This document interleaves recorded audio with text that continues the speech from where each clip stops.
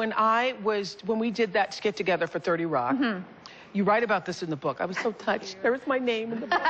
But you write about this, and this is true, that the day we were doing our little filming for 30 Rock was the day you were also that night going to be live first time on SNL for impersonating Sarah Palin. Yes.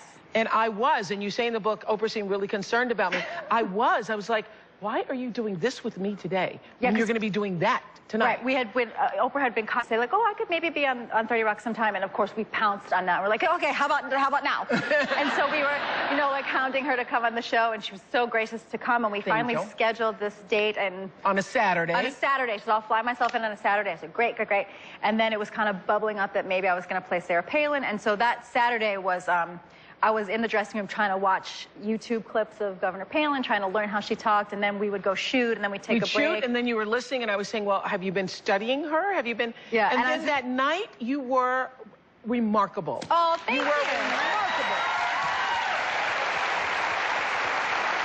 And I was so amazed at that because the reason why I was so amazed at that because she was studying Sarah Palin in between takes with me on 30 Rock and doing it all and handling it and managing I say in the book that, you know, if Oprah Winfrey is telling you that you might be overextending yourself, you need to examine your life. Yeah. Okay, so let's take a look at a little classic Tina as Sarah Palin, really.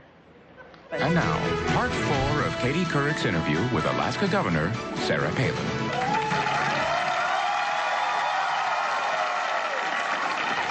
On foreign policy, I want to give you one more chance to explain your claim that you have foreign policy experience based on Alaska's proximity to Russia. What did you mean by that? Well, Alaska and Russia are only separated by a narrow maritime border. You've got Alaska here, and this right here is water, and then that's up there's Russia. So we keep an eye on them.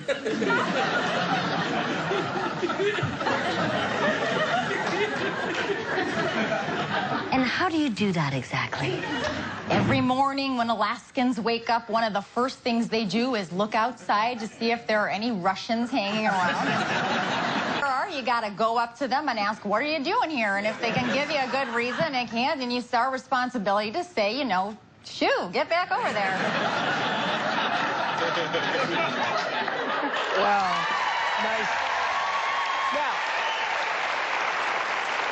Now, when because I read here that her people called up and said she wanted to be on SNL. Yes, as is often the case with all kinds of people, but usually it's after you've been playing them for like 2 years. Yeah. This whole thing happened within 6 weeks, and she wanted to come on, and also it was getting really.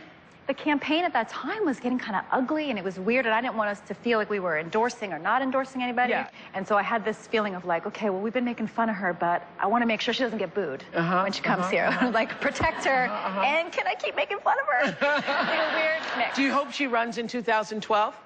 Yeah, I kind of do. Yeah. I think it'll be fun. We'll be right back.